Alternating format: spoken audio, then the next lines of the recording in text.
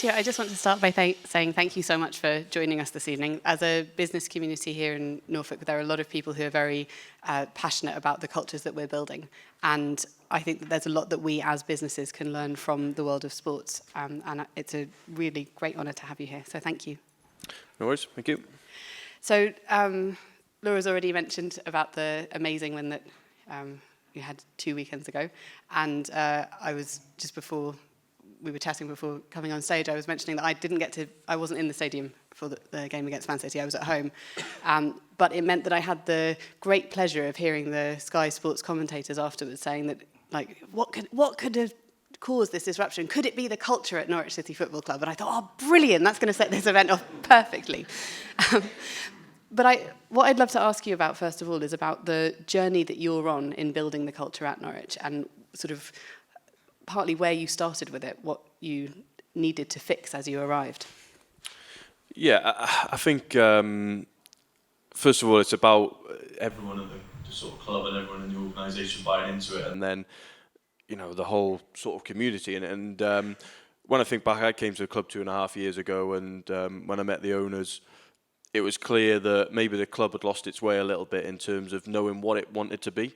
So we had a Category 1 academy, 22,000 season ticket holders, like loads of good things sort of going for us. But when I asked the question, what should Norwich City stand for, they actually couldn't answer.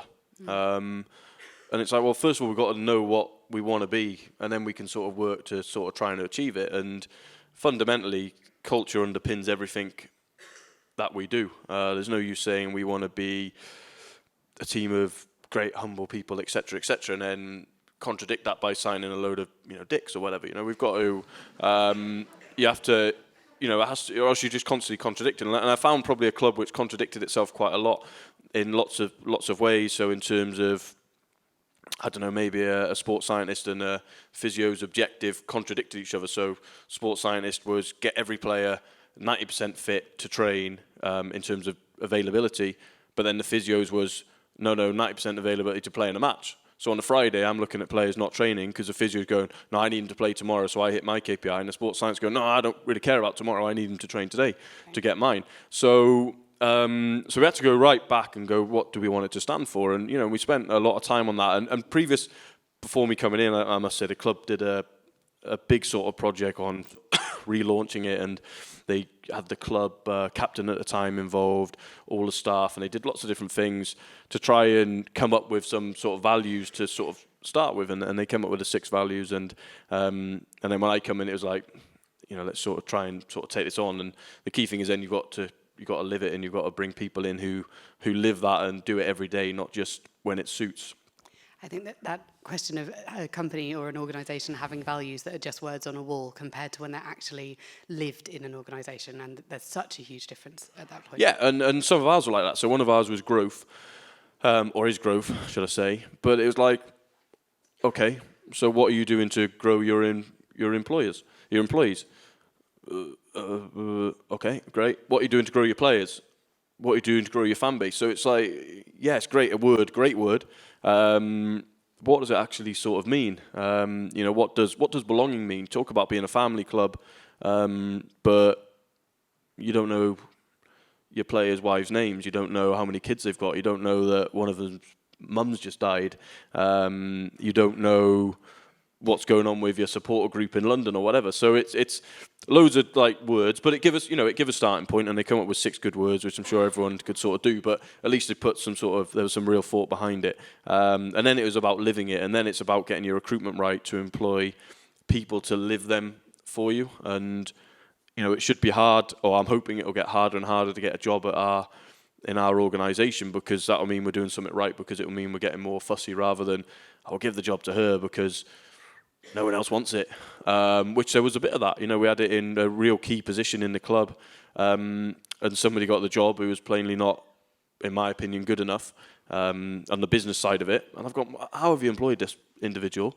And they were like, well, she got to the last 2 and the other one dropped out. Right. Okay. So you just give her the job? Yeah.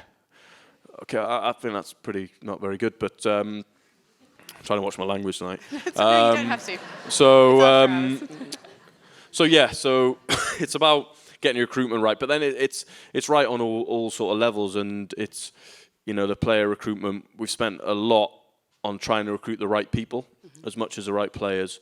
We haven't always got that right, to be honest with you. You know, I've made personally mistakes in that area, which I'm not particularly proud of. But I think in general we have got it right quite a lot. And you know, when people come into the club as outsiders, they always talk about, "Oh, it's a good group of lads." It's like, well, yeah, it's not sort of by accident. You know, we've worked hard to bring in good people, bring in from within, you know, and the good work from people in the academy and you know, people who've maybe lived and breathed this club, maybe played for this club. So no, it is more than just a club, you know, for this region.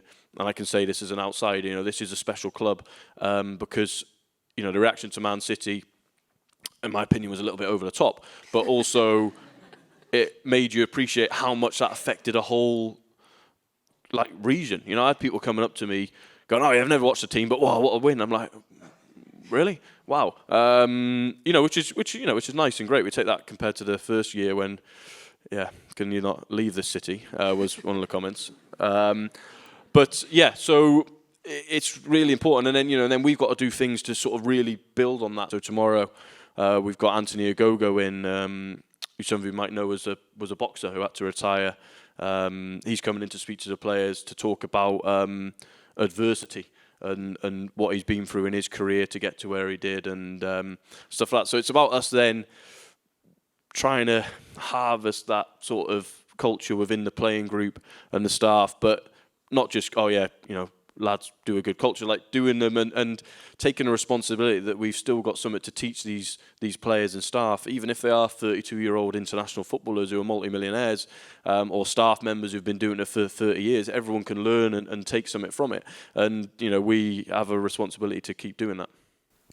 I think it's when you were talking about finding the right people on the team and making sure that you've got that the culture that you're building isn't by accident. I think that's probably something that most of the businesses in the room can relate to, that moment of, do we take on someone because they're available now, or do we wait for the perfect person, and how do we mitigate in the meantime for not being able to find a role?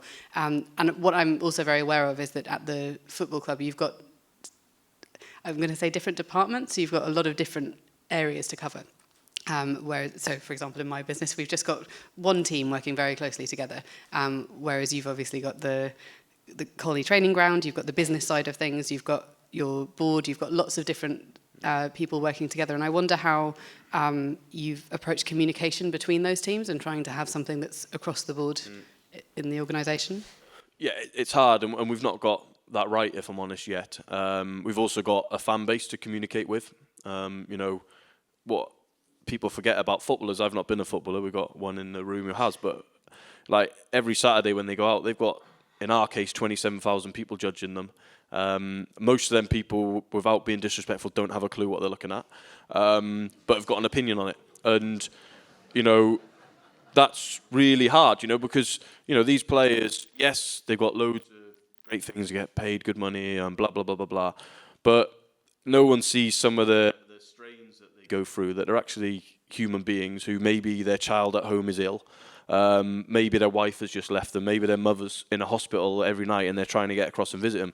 And so we have to build that sort of protection around them. But going back in terms of the how do we communicate, we're debating now at the minute because we've got, if you like, a charity arm of the club, a ticket office, coaches, sports scientists, chefs, so many different sort of factors, and you know, we're now questioning, are we being too dreamy to be like, oh, we're one club and we're all together? Because with the greatest respect, the challenge that somebody who works in the ticket office has got compared to Daniel Fark, you can't compare them challenges. We can dreamy talk about it and make it sound sexy and make it sound all, oh yeah, lovey-dovey and all the rest of it. But the fact of the matter is, Daniel Farker's pressure is a different world to someone working in the ticket office. His mentality and mindset is different. Someone in the ticket office will work maybe 9 to 5 and might not even know the result of the team on a Monday morning. Because maybe it's someone who's, I don't really like football. It's a job. And that happens, you know, we can't not, you know, we've got 300 employees. They're not all going to go, oh, I've got tattoos at the club and all the rest of it. Some will support other teams. Well, we demand that at Mountain if they're joining up we're day one. We're just doing a training ground. We're going to do a tattoo parlour, actually. just to make sure they're safe. Yeah. But we can't take risk, can you? But no, it's really difficult, and I think what we're sort of trying to do is go, let's try and get it where everyone's sort of proud to work for the club, but then let's also understand that let's not force it that the person in the ticket office needs to have a relationship with one of the coaches, because the fact is they don't. So let's not try and manufacture, because we probably did try that a little bit too much, if I'm honest, of sort of, yeah, we've got to get these people together because we're all one team and all the rest of it. Yeah, we are, but you know what? That is a different world, and they got completely different interests. You know, person in the ticket office is interested in reading. You know, the coach is interested in Formula One. It's like, I wouldn't talk to you ever. That's nothing wrong with that. But, you know, it's like people on the board. There's people on the board that I've got absolutely very little relationship with away from work, because I'm like, well, you're into drinking wine. I don't drink. So I don't want to sit around your house saying this is a lovely glass of whatever wine, it's cool. It's like, I can think of anything worse. But likewise, you don't want to come sit with me in my, you know, scruffy shorts with my dog lying on him, you know. So, you know, so I think we're sort of trying to really work out what the best way is to not force that, but also make it the ticket office and the first team coach are still unbelievably proud to work for the club and live our values and all the rest of it. So we're trying to maybe do it slightly different, but it's a journey that we're still going on, and like I say, we haven't cracked that yet. I think it's interesting, because I think it's one of those things that, as like any type of organisation, you're not going to hire everyone who will always get along, and on some level, the way that I see it is that the culture kind of sits above the friendships that happen with it. It's the environment that we build in which those friendships can happen, and people can, you know, work brilliantly together because they really like each other, but actually are also working together because of those shared values, the recognition of the behaviours that are important for us to share, and all of those things. And I think, you know, even we have a team of I think there's 38 of us now, so it's a very different challenge from what we have compared to what you have on your scale. But there's still challenges like that of how do you make sure that people are effective and productive and working towards the same goal when they're very different personality types, and we want them to be different because we don't want a completely homogenous team that are always doing exactly the same thing. We want people to think differently and celebrate diversity within the team as well. I want to ask you how you came to put such a weight on building culture in your own career, because obviously arriving at Norwich and sort of coming into the challenge that you had to face, you've obviously taken a very clear decision that this is fundamental to how you're going to move forward, and also around how culture is fitting with the strategy that you have for the club as well. Yeah, I mean, it's something that I've sort of been well read up on, and anyone I've ever met who's been successful in any walk of life, whether it's a relationship or a successful teacher or lawyer or successful dressing room, you speak to like players who have just won trophies, etc., like they always come back round to it. And probably I started thinking I've got to sort of try and learn about this sort of stuff, because it was just a word. Culture was just a buzzword, and I didn't understand it. I'm not going to say now I still totally understand it, because I think like everything, it'll evolve, and culture today will look different again in 10 years. But I sort of got my head around it that, you know what, it's really important. And for me, it was about living with sort of behaviours and trying to make out what's acceptable within what you do and how you do it. And I think if I look back at, say, I was at Huddersfield before, that probably when it really gripped me, because I looked at it and thought, I think, if I'm honest, by luck, we created a squad of players which were just unbelievable blokes. Like, you'd go and have a war with any of them. If you're getting beaten up in the street, you'd want one of them to turn around and be there to help you out, because they were just like, let's say, sort of proper blokes. And I remember thinking about it, going, wow, we've sort of created this by, I think, luck, not overly designed, because, you know, now I talk about we've got to get right people. Back then I didn't. It was like, no, we need to get the right left back to fit into how we want to play and the system, etc. And you know, we stumbled upon some good people. And then you look at the relationship at the time that the head coach had with the supporters, and it suddenly went from being an average crowd of 12,000 to 20,000, and these fans massively buying into it, and we called it the Terriers identity, and you thought, wow, this is actually really powerful, because we're now playing teams at home where they're turning up at our stadium and don't feel comfortable because they're coming out to a big crowd, a big atmosphere, a team that run through a brick wall, and you sort of start going, actually, this stuff sort of seems to work. And then you see a group of staff who are all engaged together and all the rest of it. And I'll be honest, it sort of stumbled. It happened by chance for me. So when I came here, I was a lot more conscious about it in terms of, right, we must do this, and excuse me, and we must sort of put sort of different things in place. And then when I got here and I spoke to Delia and Michael, they're both extremely intelligent, but they're also both extremely experienced, and they talked about their success in their lives and kept coming back to this. So it become a bit of a obsession then of, how do we do this? And then you get talking to some of the players, and some of the players wanted to talk about it more and understanding it more. And then you soon realise that actually everyone sort of gets this, but we've got to, how do we constantly sort of grow it, constantly sort of evaluate it? But yeah, if I'm honest, I stumbled upon it, and like I said, I've been well read on it as opposed to any sort of academic convocation. But probably with my personality, I'm the guy who've got I will ring anyone up in the world. If I had Jose Mourinho's number and I want to, I'll just ring him up. If you don't answer. If he tells me to do one, not a problem. And I'll ask someone a question. So if I go, I've been watching you from a distance, you're doing this, how are you doing it? And if they don't want to tell me, they don't want to tell me. But 9 times out of 10, they actually do want to share with you because they think, oh, fair play, you've picked up the phone or you've tried to come and see me. So I've sort of done a lot of that and taken that a lot from people. But what I try and do, or I believe in doing, is I've never been a professional footballer, so I can't guess what they think. I can't guess what it's like to make a match-winning save in the 89th minute. I can't guess what it's like to score an own goal at Anfield. I don't know what that feels like, and I never pretend. But I'll go and ask them, and I'll go and ask them about, I'm thinking about, should we do this? What do you think? And I'll go and ask a few of the senior players, a few of the younger ones, and you get a consensus. Listen, you always get the odd weirdos, don't want to do anything. But in general, you get back sort of feedback of, no, that'd be really good. So when we thought about getting a different type of guest speaker in, it kept coming back, boxer. They kept coming back to that. So we've gone and found one, and we wanted one with a bit of a Norwich connection, a bit of adversity and all that sort of stuff. Because, it's for them. So, involve them in the process. Same with staff. Try and involve them in stuff. Because, it's their lives and their careers. And you get bigger buy-in rather than, force fun. Do you know what I mean? It's like, I always think it's life. It's like going to a wedding. For me, it's the worst thing in the world, going to a wedding. It's like force fun. You've got to pretend you like the people there. You got to smile, and you spend all night going, when's the appropriate time to leave, and no one will notice. So I think whereas if someone said to me, do you want to come to a wedding? I'll just go, no. If it's not going to offend you, I won't come. But so many times you go through life going, oh, we must do this because it's the right thing to do, and da-da-da. Actually, my wedding, I had hardly anyone there, because I said, listen, I'll be honest with you, it's going to be not great. I don't really want you there.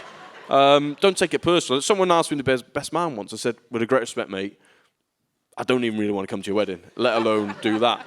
So I think it's involving them in it, so it's not like forced fun. So tomorrow when, we've got someone talking to them, they're not like going, here we go, this is for Stuart or for the manager or whatever. It's like they actually feel involved in it. Yeah, you'll have 2 or 3 of them will feel like false fun. That's, we can't deal with that. It's like the wedding you have to go to. It's like, I've got no choice, you've been dragged to it.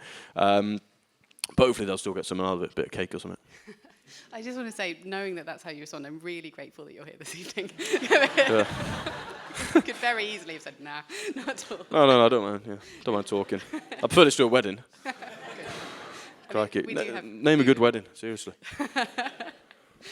Funerals are better. Tell you why. No, seriously. Forget about the emotional side. People are honest at funerals. Yeah.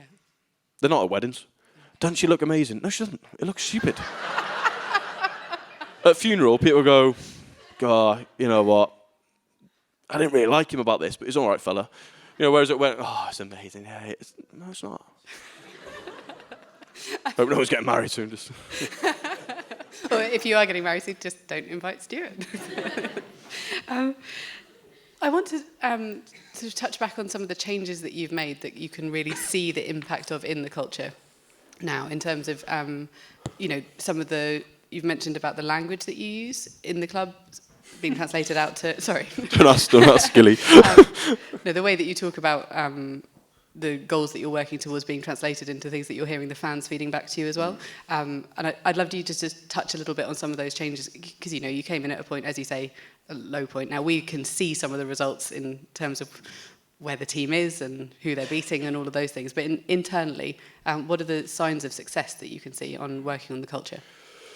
Yeah, I think one of the key things was we had to back up what we were talking about. So I was met with quite a lot. I'll be honest, when I met with people, whether it was the club captain had been at the club for 9-10 years, or the groundsman had been there for 30 years, I was met with, "Oh, we're going to do this," and it was, yeah, okay, yeah, good one, yeah. The groundsman actually said to me, he'd be brilliant at a funeral because he is really honest. He goes, "Yeah, I've heard this before, mate, from about 5 versions of you." That was day one. Because there was like a hill in the training pitch, and we're like, no, that'll be gone within 2 years, don't worry. He's like, yeah, okay, good one. So I think it was then backing up what we spoke about, and I made a really conscious decision. I had to do a load of media on the first day, and I was like thinking for 2-3 days, how am I going to approach this now? Am I going to give the normal sound bites? Am I going to give the normal, I'm going to give it 60 days and assess and blah, blah, blah, blah, blah. Or... this is when I look back, this was a big risk. It didn't feel like it at the time, but now I look back and think, would I advise someone to do the same? I'm not sure I would.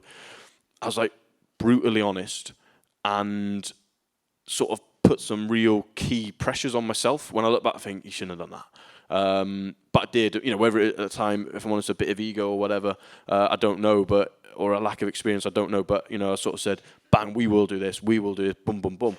And then you look back and think, if we don't, it's... But I think what happened is when some of them things started to happen, people then got trust, whether it be in the club or whether it be the supporters on the outside, started going, they said they were going to do that, and they've done it. Even if they didn't particularly like what I'd said or we were doing, and I don't really care about that. I always say to people, I don't not ask you to agree or like it, but at least if we say we're going to do this and we do it, you can't complain. Whereas if we say we're going to do this and we do that, that's when I think you cause a problem because, hang on, mate, we're not sure we can trust you. So that was a big one, sort of doing actions and backing things up sort of quite quickly. But then also, we've become quite big on buzzwords around the club. So we have 3 of them in a minute, which is protect the team, stay humble and ignore the noise. And it's great now because you'll hear fans even say ignore the noise and stuff like that, which is great. It's become a bit of a sort of mantra, but it's about giving our players reference points, our staff reference points of, listen, if you put on Monday Night Football after we've got beat, we are going to get slagged off. If you put it on after we've won, they're going to say we're brilliant.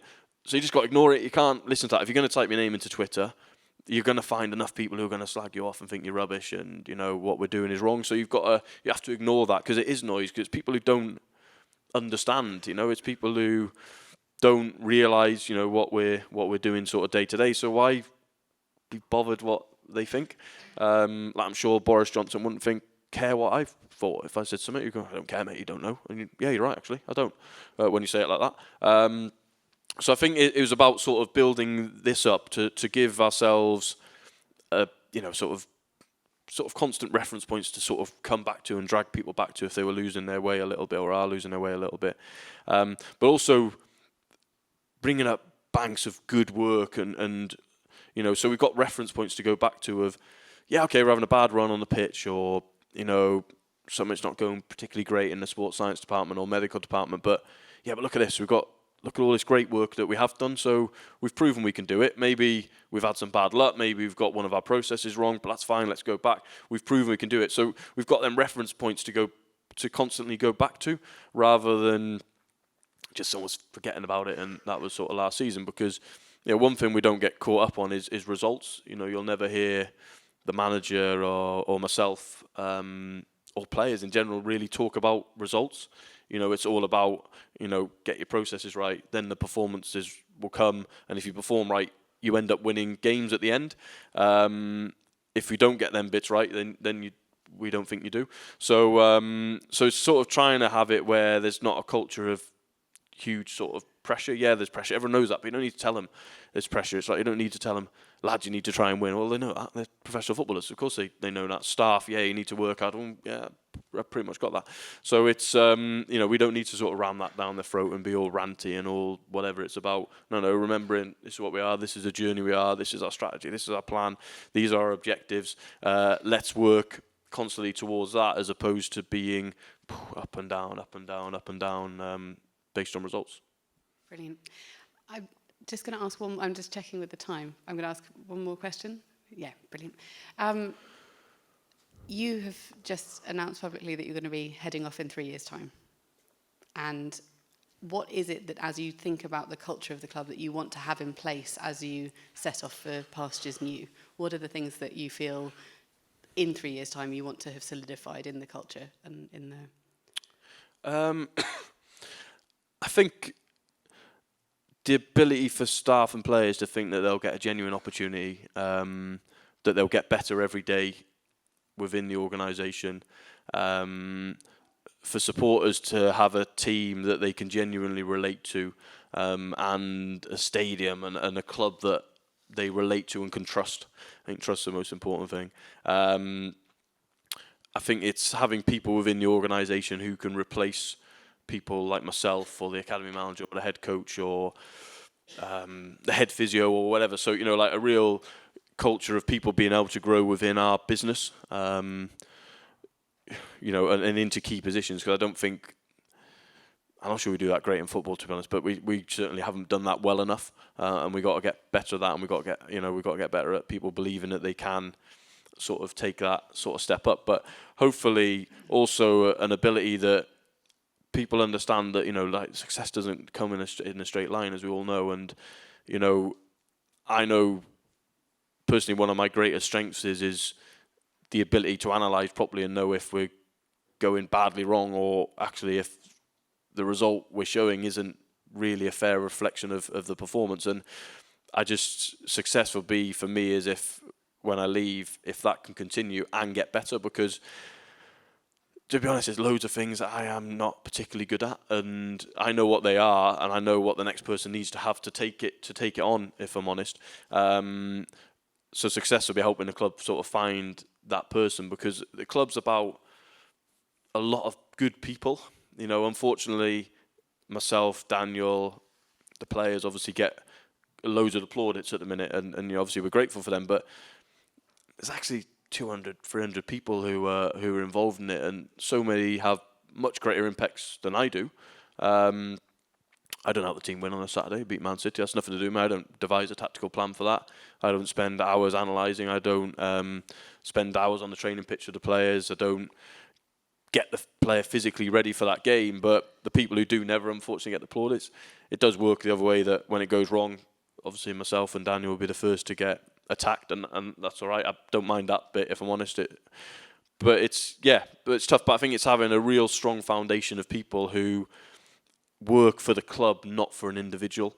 They don't work for Daniel. They don't work for me. They work for the club, because the club's the most important thing, because this club will be here long after I've died or whatever. And it should be for all our kids, our grandkids, their grandkids.